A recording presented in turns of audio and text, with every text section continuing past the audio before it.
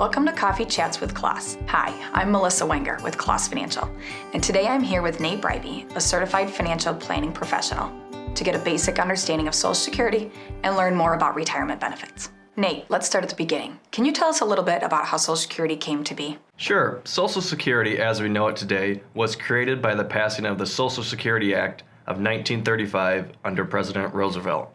This act created the Old Age Survivors and Disability Insurance Program, which was part of FDR's New Deal to pull the U.S. economy out of the Great Depression in the 1930s. Can you tell us how Social Security is funded? Social Security is funded through FICA taxes, or commonly referred to as payroll taxes. Social Security estimates that 175 million people paid FICA taxes in 2020. FICA tax amounts to 7.65% of your gross wages. 6.2% is contributed towards the funding of Old Age and Survivors Trust Fund, with the other 1.45% dedicated to funding Medicare Part A hospital benefits. Your employer is also required to contribute an additional 7.65% on your wages. If you're self-employed, you're responsible for paying both as an employee and an employer for a total tax of 15.3%. This is known as self-employment tax. I've heard not everyone has to contribute to Social Security. Is that accurate? That is correct. Some employees are not subject to the 6.2% Social Security tax, but are still subject to the 1.45% for Medicare. These individuals are usually employed by the federal or state governments and enrolled in a separate retirement benefit. So does everyone contribute the same amount to Social Security? Yes and no. The FICA tax is the same for everyone, but high-income earners do get phased out from the Social Security tax after wages exceed the taxable wage base of $147,000 in 2022. Income above this limit is still subject to the 1.45% Medicare tax. However, it is important to understand the term bend points, which represent how much of your covered earnings are replaced by Social Security benefits.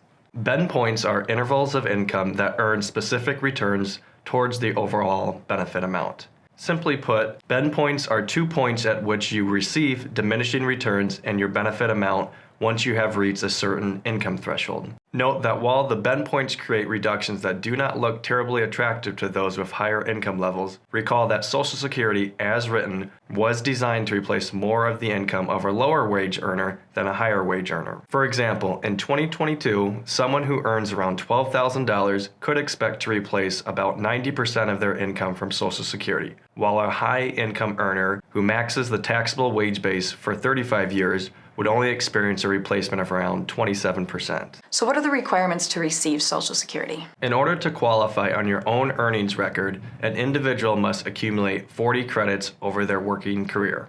In 2022, an individual can earn a maximum of 4 credits by earning $6,040 from covered employment. In addition to having 40 credits, an individual must reach at least age 62 in order to be eligible to receive Social Security benefits. There are a few exceptions to this rule, including survivor benefits, which can begin at age 60. I hear the term full retirement age often. What does that mean for my Social Security? Full retirement age is the age at which an individual can claim Social Security without a reduction of benefits.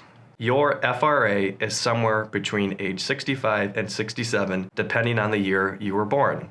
Claiming before your FRA will result in a reduced benefit. For example, if someone whose FRA is age 67 claimed at 62, they would only receive 70% of their primary insurance amount. It is important to note that you can claim your benefits at any month between age 62 and age 70. What should someone be aware of if they're working and thinking about claiming Social Security? Claiming benefits before your full retirement age and continuing to have working income may result in a reduction of your benefit. In 2022, for every $1 you earn over $19,560, Social Security will reduce your benefit by $2. It is important to note that after you reach your full retirement age, there is no earnings cap. Now the million-dollar question. When should I claim my benefit? As we mentioned before, an individual can claim their Social Security benefits any month between age 62 and age 70. This means there are 96 different dates someone could claim. And as you may have guessed, the best answer for you depends on your financial situation. Claiming early will get money in your pocket sooner, but will be a reduced benefit. Waiting until your FRA or age 70 will result in a higher benefit, but may force you to look for other sources of income and possibly strain your investments. Think about this decision as a break-even discussion. Let's take the example of Mary turning age 62 with a full retirement age of 67 and a primary insurance amount of $2,000. Mary's benefit at age 62 would be $1,400 and $2,480 at age 70. If Mary claimed at 62 instead of 67, she would be money ahead until age 78. If she claimed at 67 instead of 70, she would be money ahead until age 82. Should we be concerned about Social Security running out of money? According to the Social Security Administration, as of April 2022, the Old Age and Survivors Insurance Trust Fund has a balance of $2.8 trillion. Based on the 2021 Trustees Report, this trust fund will be able to pay benefits as scheduled until 2033. At that time, if the trust fund is depleted, the continuing FICA taxes will be sufficient to pay 76% of the scheduled benefits. Now, while this may be alarming, there are plenty of changes Congress can make. A popular choice would be raising the taxable wage base to cover more of higher earners' income.